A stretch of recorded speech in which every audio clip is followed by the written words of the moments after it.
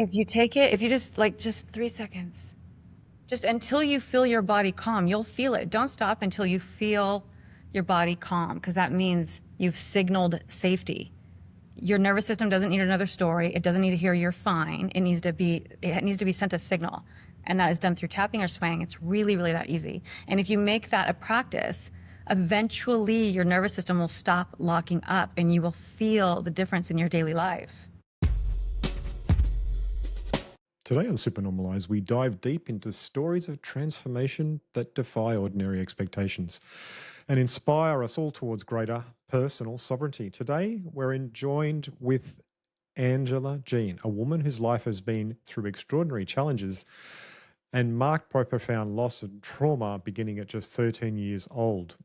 Through experiences, she built a fierce resilience, but not only on theory, but embodied self-practice. She turned survival instinct into a personal and shared revolutionary science. Angela's approach fuses rhythm, subtle body movements, nervous system intelligence, and soulful choreography, so her clients don't just heal intellectually, they reclaim wholeness at their core.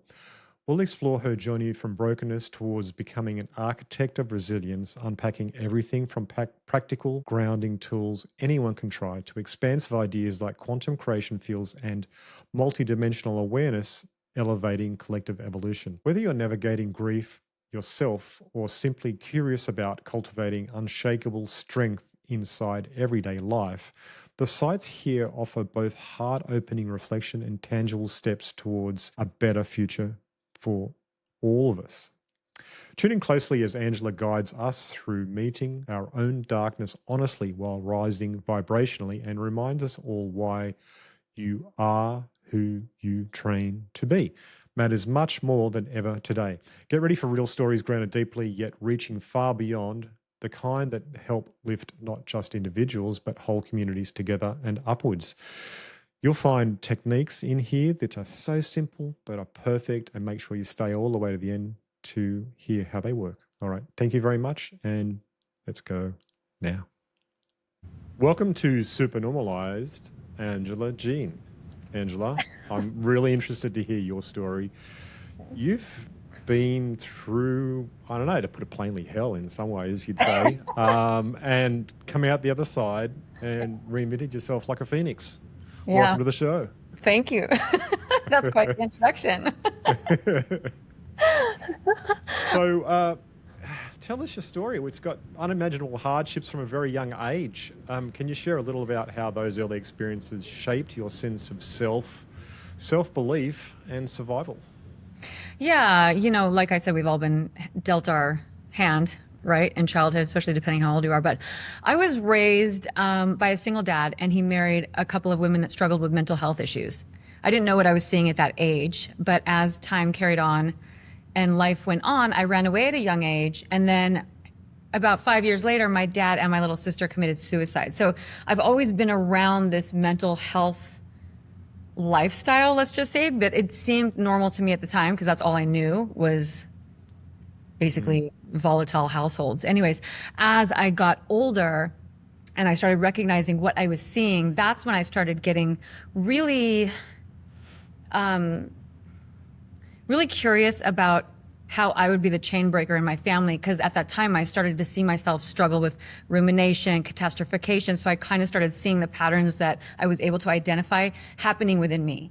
And I was like, okay, this is not going to take me down, So that's when I really started spending my time studying and trying to understand the momentum of the mind, how to redirect negative thought patterns, and how to transform energy. Because I was mainly focused on suicide because of the suicides that I experienced through my dad and my sister.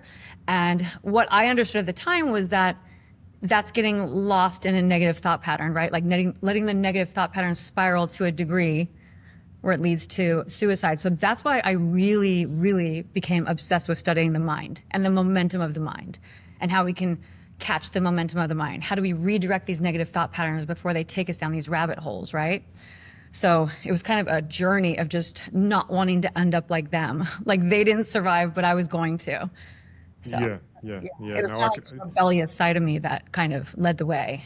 I grew up with a pair of alcoholics, and both were functional, both held down jobs, but at night time it was like a battle every night. And I grew up in that thinking that was normal, Exactly.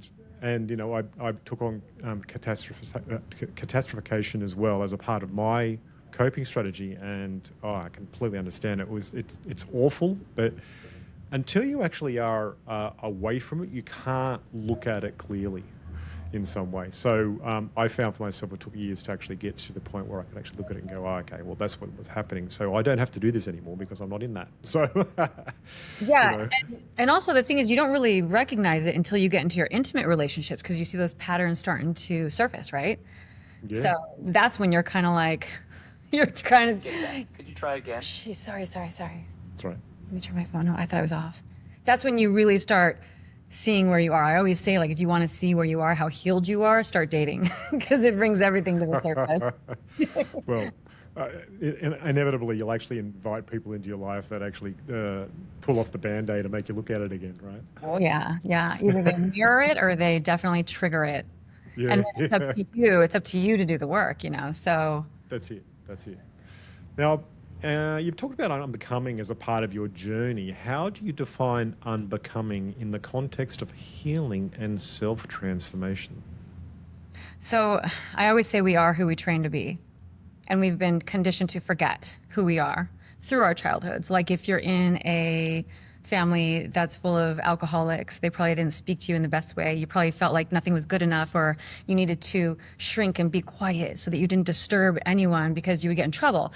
So in the process of that is when you start becoming a version of yourself that you're not, right? That's when we start being conditioned to forget that we're lovable, being conditioned to forget that it's okay to have feelings and emotions and it's okay to express yourself, right?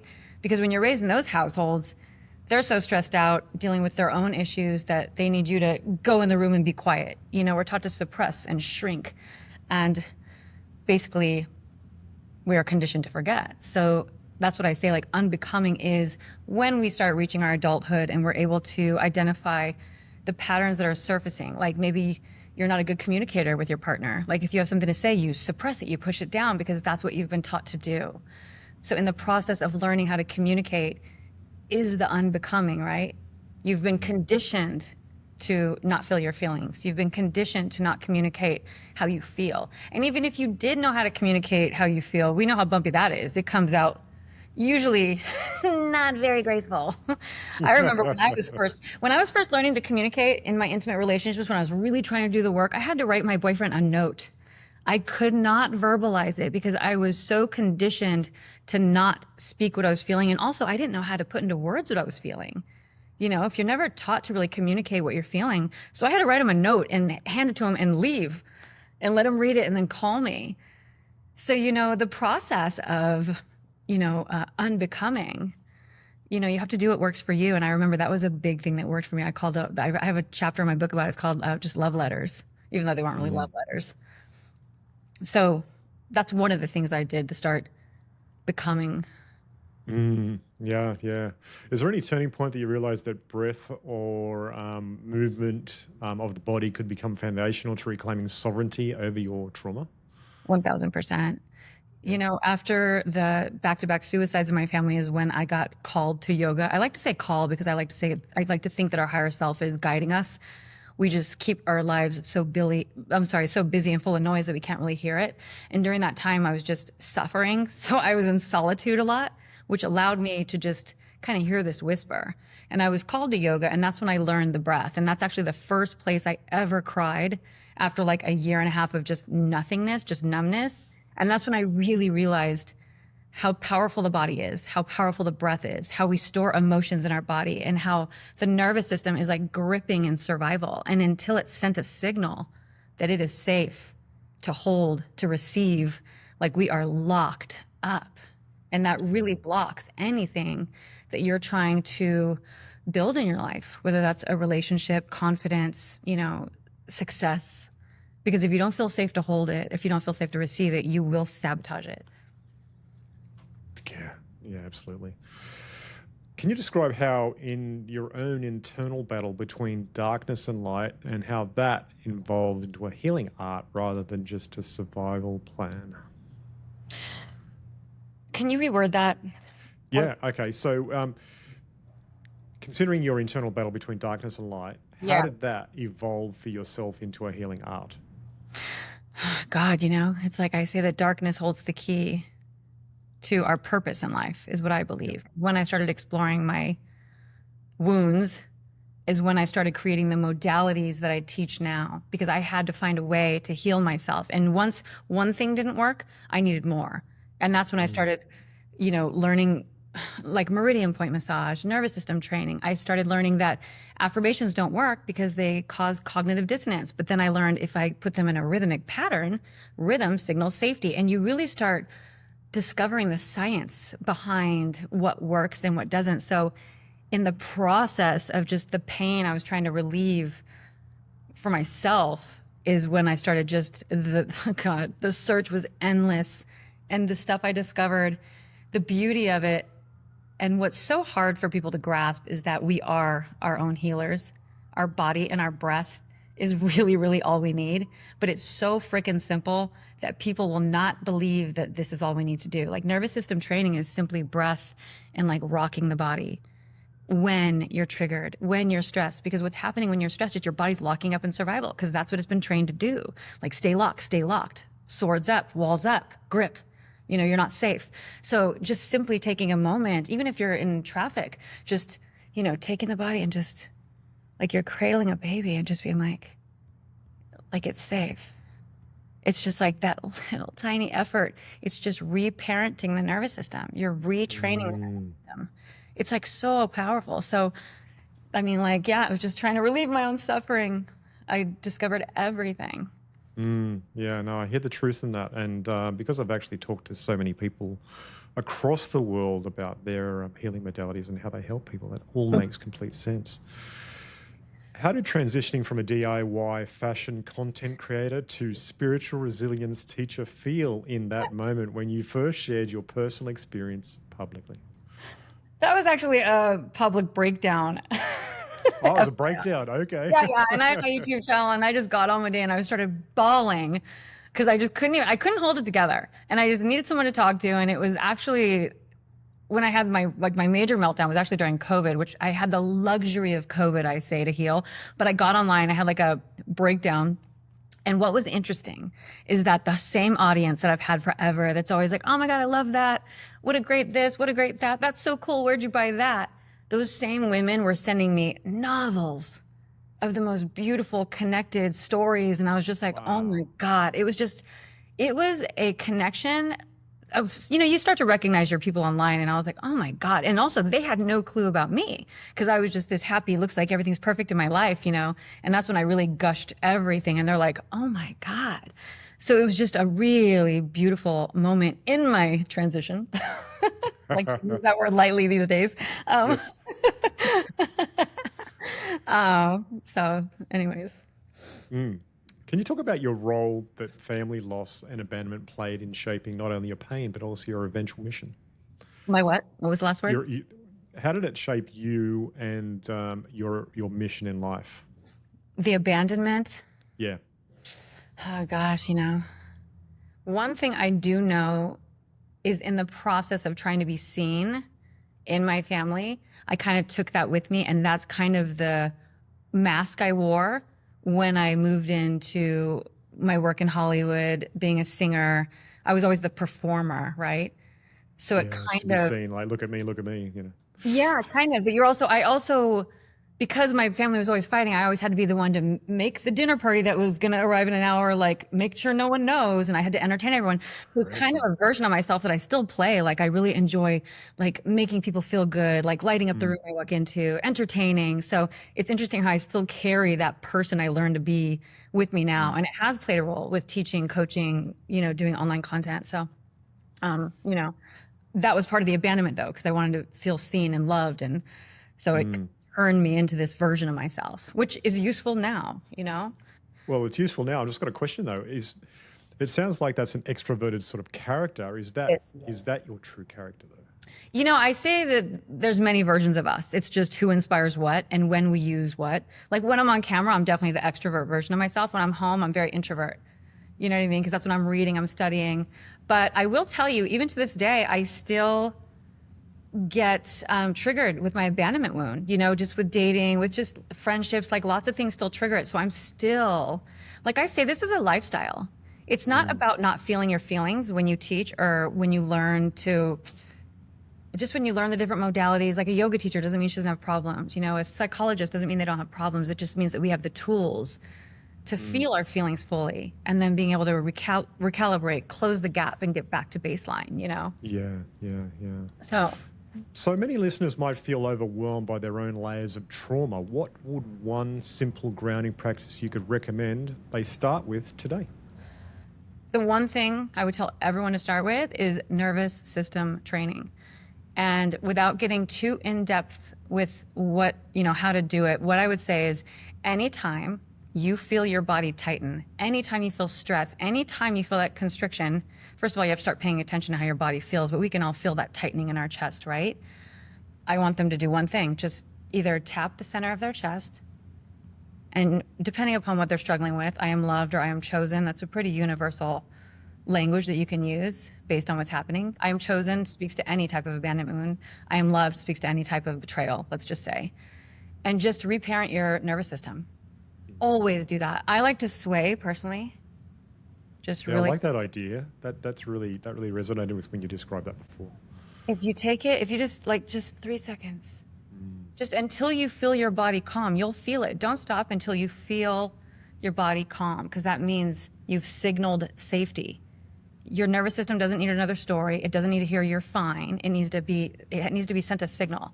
And that is done through tapping or swaying. It's really, really that easy. And if you make that a practice, eventually your nervous system will stop locking up and you will feel the difference in your daily life.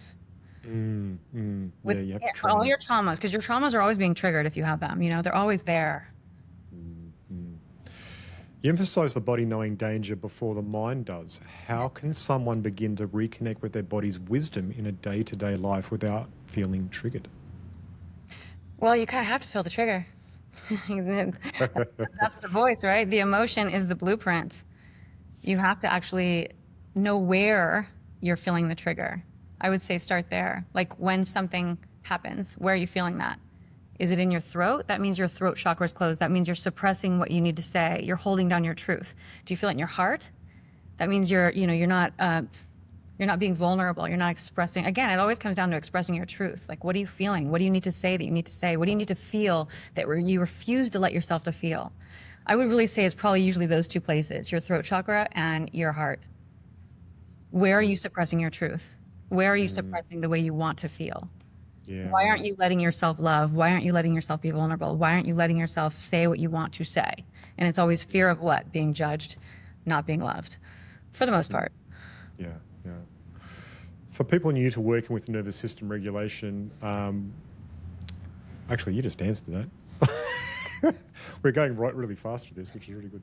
But okay, so how do you encourage clients stuck in performative healing to move towards authentic, embodied truth instead? So that's why I sandwich two things together. So nervous system training has to come first, because until your nervous system feels safe, you won't be able to hold or receive anything. Then I layer on identity shift training. Because if you don't decide who you are or who you want to be, the world's going to assign you an identity, So you have to decide what version of yourself you want to be and start training for that version of yourself. That's where my rhythmic affirmations come into play. The 30-day programs, that's when you're training an identity. Nervous system decides what you get to keep. Your identity decides what's possible for you. You need both of those, and you do them back to back. It's a 5-minute session. Identity training is like if you're someone that wants to be in a relationship, you have to start training the person that believes they're lovable, training the person that is not afraid to open their heart to love again. If you want to be someone that's successful, you have to train. It's like remind yourself that money's fun. You know what I mean? So there's different ways to train based on who you want to be. But you have to decide who you want to be and train as that version of yourself. Because that version of you is going to think differently, talk differently, walk differently. Until you start training the version of you want to be, you're going to think like the old you, and that person will keep you stuck right where you are. Yeah, it's like stepping out of an identity into a new identity that you must fully identify with before it can actually happen. Yeah, but I mean, you already, like I say, we already are the best version of ourselves. We've just been conditioned to forget. So it's actually just removing the layers, depends how you want to position it in your mind. Getting out of the way of ourselves. Okay. In what ways does transforming individual resilience ripple towards to influence larger quantum fields or collective consciousness shifts? I'm sorry. Can you repeat yourself? Yeah, sorry. Okay. Let me turn this up a In little what bit. ways does transforming individual resilience ripple outwards to influence larger quantum fields or collective consciousness shifts?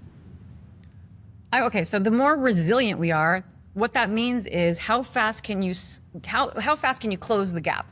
Meaning, you get pissed off, you're super angry. How long does it take you to get back to calm before you say something rude to someone, honk someone on the street? Because in the process of that, you become a domino effect of energy. So you're going to honk at that person, they're going to get pissed. How long are they going to carry that energy? So resilience is you being resilient, close the gap, get back to baseline before how much collateral damage ends up in your way. So I think it's really responsible that we are responsible for the energy that we bring into the world. Like I say, I neutralize everything with me. I can neutralize everything. I'll just hold it. I know how to transmute it so that no one deals with whatever I just dealt with. I let it end with me. Yeah, so you carry your calm energy and personal space into the world around you. Well, I'm just saying, like, if someone does something mean to me, I know how to transmute it and release it. I know how to transmute the energy. I understand that everyone's at different levels of consciousness. So it's like 1,000 ways I transmute it. Yeah. That way, meaning I don't ricochet it onto anyone else. Because, I say when one rises, we all rise. As a conscious collective, we all play a role, in the elevation. Absolutely.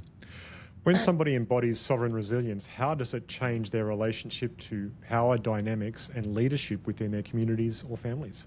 That's a confusing question for me. I'm not fully understanding that one. Is there a way to dumb it down?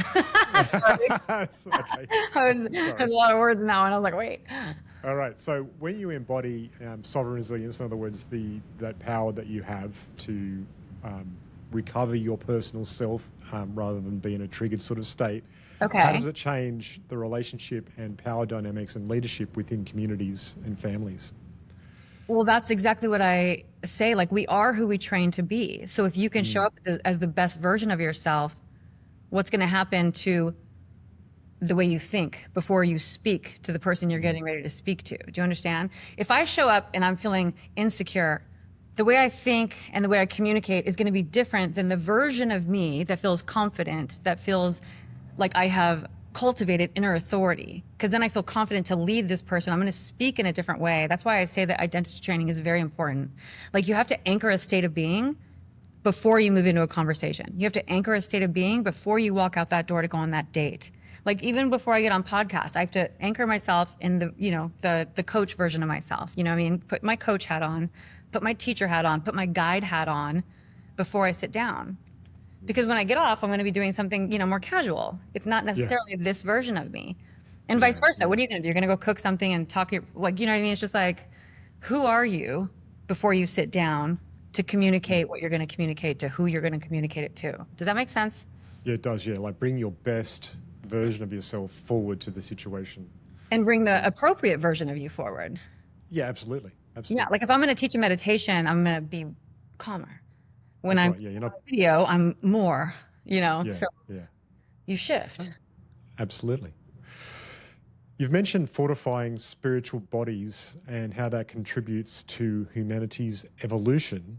Can you describe what it means to strengthen your spiritual body from your perspective? Strengthening your spiritual body. That's okay. That's okay. Yeah. Sorry, that one's a little harder. Yeah. Well, if you were to summarize it in one sentence, what would you say? There's no one sentence. Have you met me? I've tried. Spiritual expansion and growth? Gosh, no. How do you exercise your spiritual body? Breath. Yeah, I would say, breath. Leaning into the breath. What role do higher vibrations and frequency raising have in co-creating new realities beyond survival consciousness? Beyond survival consciousness. Again, like I say, well, first of all, they go hand in hand, because if our nervous systems are locked in survival, you can't, like I say, hold or receive anything.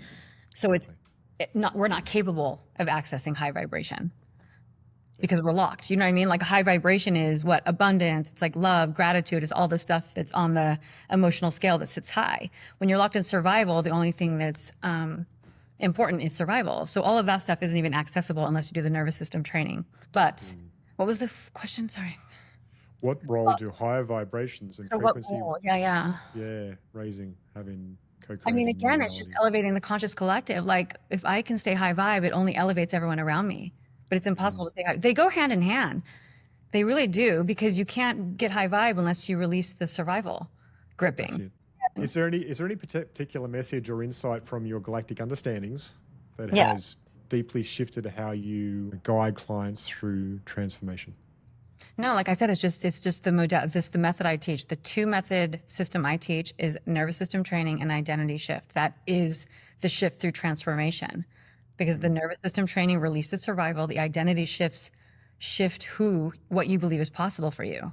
Yeah, Like yeah, for yeah, me, I don't like to focus on the past trauma. I like to focus on who you want to be. yeah, Who yeah. is, and I exercise that. I exercise the path forward. I'm the black sheep of therapy. Everybody knows I don't believe in therapy. I believe you marinate in your problems, you get stuck in them. So I'm not a huge fan of revisiting trauma, revisiting the past. Yeah, no, I don't think it's effective personally. I mean, if you get into like the study of neural pathways, it's like taking a defibrillator paddle and Yeah, recharge, exactly. bring it to the It- forefront of your mind. So I don't work with a lot of trauma healing, so to speak. yeah, yeah, yeah. My wife works in healing modalities as well, and one of the things she says to people is, "I don't need to know the story. No, What's the working? What's story holds happening? Just hostage. tell me what's happening. We'll work with that." Or just what do you like? Who do you want to be? Yeah, Do you yeah. want to be more confident? Do you want body goals? Do you want success? Are you having a problem finding love? Okay, let's work on that version of you and who you need to become to get that. Like, that's what I like to work on. How do you become the person that can attract that love story, that can attract that success? Yeah. That's why it's the identity shift training. For people who are exploring somatic healing for the first time, how do they know which modality, movement, breathwork, or meditation, will resonate best for them? Okay, well, that depends where you're holding where the blocked energy is where I like to Yeah. focus. That's why I say you have to pay attention to where the tightness is, where the gripping is, where you feel short of breath. Like usually the emotions are in the hips, like I say, the heart and the neck. I think those are the three most important. I don't know if they could find it on their own, but they need to just, where am I blocked? And then you exercise the somatic movement in that area. As trauma imprints so deeply on biology, what does ongoing practice versus one-time intervention play in lasting rewiring? I think everything needs to become a lifestyle. I call even what I do, it's a lifestyle. I never stop training even though I'm healed, because life keeps coming at you. So you have to have a toolbox of modalities, because sometimes one will work and sometimes it won't work. That's why you have to have several things, and you turn this into a lifestyle. Basically, anytime you have an emotional charge, how are you going to transmute that? How are you going to redirect that energy? How are you going to, you know, redirect your negative thought patterns? You have to have a lot of little modalities in place if you're going to survive the modern world. Yes, I think. So tell us about your work now with people. Are you working with people and clients one-on-one, or do you do any group work, or how does that play for you now? What I mainly do right now is do it yourself. I have digital downloads. Like I say, it's nervous system and identity shift audios. I want people to learn that they are the healers. You know what I mean? You don't have to outsource. You don't have to go sit with a therapist. The more you think that you have to go sit somewhere to heal, you put the healing outside of you. So I have digital downloads. I do work one-on-one with people because I like to customize specifically for them certain audios, certain nervous system training. And also I like to work with emotional calibrating people, teaching people to emotionally calibrate anger and stress. And we do that with fitness and stuff. So that's super fun for me. That has to be done one-on-one online. But for the most part, the bulk of my methods are all digital downloads. And they're very effective because I work with rhythmic patterns, and all of this signals safety. So it's very impressionable to the subconscious mind. Right, Which is right. you have to create something that bypasses the mind defenses, and that's what my audios do. Nice. Do you provide those audios? When you provide those audios, are they like a meditation sort of process, or Ish. So the nervous system training sounds like a guided meditation, but you are guided to move. There's also a guided audio, and then you move in to the identity shift. The thing about my modalities is very specific. You do the nervous system training for 2 minutes. What that does is it allows your nervous system to stop gripping for only 30 seconds to 3 minutes before it starts scanning and locks back up. That's why the identity shift audio has to be done directly after. And it is the soul sync reset, and it is very impressionable. It's very effective, and it's about 3.5 charged minutes. So it's really effective because, like I say, you can do affirmations, you can do everything you want to do. If the nervous system is locked up, nothing is bypassing the conscious mind to get into the subconscious mind, which is what we need to be rewiring for any change to take root. You have to rewire at the root. Yeah, yeah. Do you practice meditation at all? I do practice meditation. I do my own. I do my own about 1,000 times, but I do. There's a handful of meditations I do. I'm very picky. It takes me a long time Yeah, right. to find meditations I like. Yeah. Yeah. And when you do meditation, is that a guided meditation sort of practice that you do yourself, or do you go into the Zen sort of spaces and just be quiet? If I'm listening to anything guided, it's going to be mine. But otherwise, I do not listen to anything guided. Okay. It's all just music. Yeah, just music. Yeah, yeah. I do music nowadays, and I call it zoning. I just put on a space that just takes me to zero. Yeah, there's some good ones. Brian Scott has some good ones that I do like. Do you listen to him at all on YouTube, Brian Scott? I haven't seen him or heard him. Sorry, I should say. Yeah, He's yeah, interesting. but, Interesting. okay, I'll have to look him up. So, Angela, we've come towards the end of the show. How can people find you and your amazing work? You can find me on my new website that I just got done building. It is soulsyncsessions.com, and all of the 30-day programs are on there.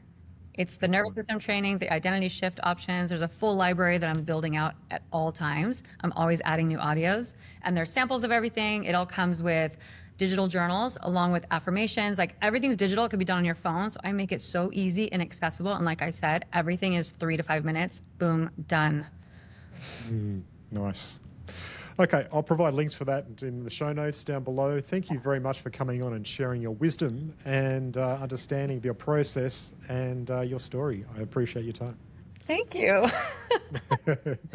All right, I'll just say goodbye to the listeners. Okay, bye guys. It was lovely talking with Angela Jean. There was a bit of noise in the background, so I apologise for that, and hopefully I took it out with post-production.